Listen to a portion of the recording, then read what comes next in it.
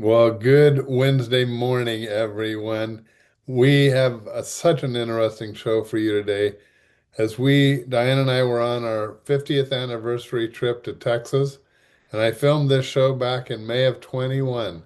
And I'm sitting right next to the Guadalupe River, the one that overflowed so sadly. And what you're going to hear, by the way, killing the girls in that camp and other campers. And it's just you begin to see that this has happened before. I talk about another event, and it's just amazing that we happened to be there, and we had huge, huge rain ourselves. And I talk about that also. I'm so thankful that God is in control, even when I don't understand it at all. So I know you're going to find this show interesting. And then we have a show of hope tomorrow. See you then. Well, good morning, everyone. Here we are in Inspiration for Today one more time, and I'm glad you joined us. As you know, we're on this anniversary trip, Diane and I, and we want to share these experiences with you. And we had something happen on last Saturday, which I think was May. No, I don't know. The dates are mixed up for me. But anyway, an event like we have not seen very often in our life, and that was a heavy, heavy downpour of rain. And that rain is not totally unusual for here, but it was a lot. It was about 8 inches of rain in a 24-hour, maybe a 36-hour period of time. Phenomenal. And it goes back to one thing that happened here with 10 inches of rain in a shorter period of time. They still talk about it. It was in 1987.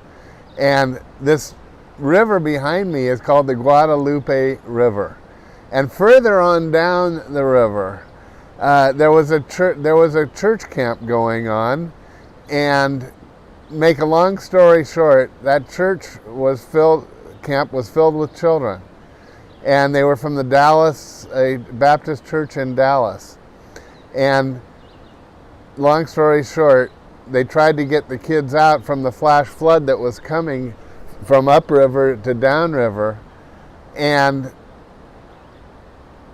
a bus got caught in the flood, and they got 25 people out, 25 children and adults out, 10 died. This was so famous and hurtful that the first episode of Rescue 911, the TV show, was about that disaster. And they've even made a movie about it. It was that well known and that terrible, actually. So it can be very serious. And where I'm sitting on that day, as you can see, well, I'm going to film a little bit and around, and maybe we can put it up as I talk a little bit. But all these rocks around here, as well as where I'm sitting, were covered with water. And so it was a major, major time. I thought it only appropriate that while we show you the video I shot of that rain, I would read from the story of Noah. So sit back, enjoy the story. You know the story, but it has a for Noah, happy ending. In the 600th year of Noah's life, on the 17th day of the second month, on that day, all the springs of the great deep burst forth, and the floodgates of heaven were opened, and rain fell on the earth 40 days and 40 nights. Verse 17 of chapter 7 of Genesis. For 40 days the flood kept coming on the earth, and as the waters increased, they lifted the ark high above the earth. The waters rose and increased greatly on the earth, and the ark floated on the surface of the water. They rose greatly on the earth, and the entire heavens, mountains were covered. The waters rose and covered the mountains to a depth of more than 20 feet. Chapter 8 of Genesis at verse 4. And by the way, it was now over. The flood was starting to recede. Chapter 8, verse 3. The water receded steadily from the earth. At the end of the 150 days, the water had gone down. And on the 17th day of the 7th month, the ark came to rest on the mountains of Ararat. Verse 15 of chapter 8. Then God said to Noah, "Come out of the ark, you and your wife and your sons and their wives. Bring out every kind of living creature that is with you, the birds, the animals, and all the creatures that move above the ground, so they can multiply on the earth and be fruitful and increase upon it." So, verse 18, Noah did come out together with his sons and his wife and his sons' wives. All the animals and all the creatures that move along the ground and all the birds, everything came out of the ark, one kind after the other. Verse 20, and then Noah built an altar to the Lord, taking some of all the clean animals and the clean birds, and he sacrificed burnt offerings on it. The Lord smelled the pleasing aroma and said in his heart, "Never again will I curse the ground because of man. And even though every inclination of his heart is evil from childhood, I will never again destroy all living creatures as I have done." Chapter 9 at verse 12. And God said, "This is the sign of the covenant I am making between me and you, and every living creature with you. A covenant for all generations to come." And let me just on the side, that includes you and I. What is that covenant? How do we know that God will never again do this?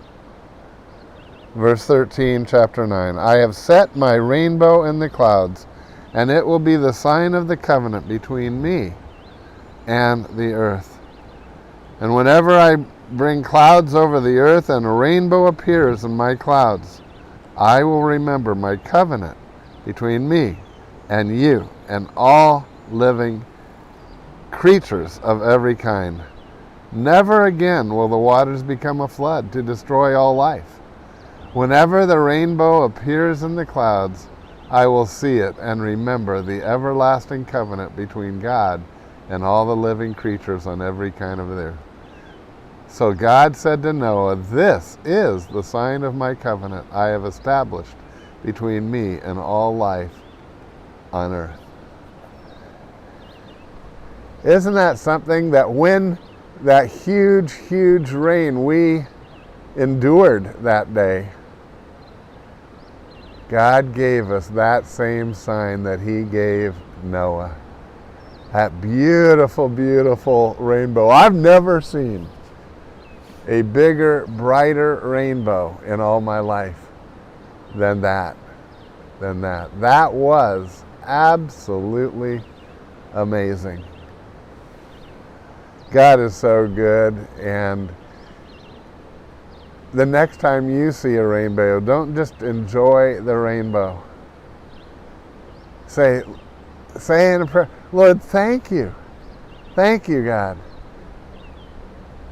that you have made a covenant, a promise between you and I, that the flood waters will never again cover the whole earth."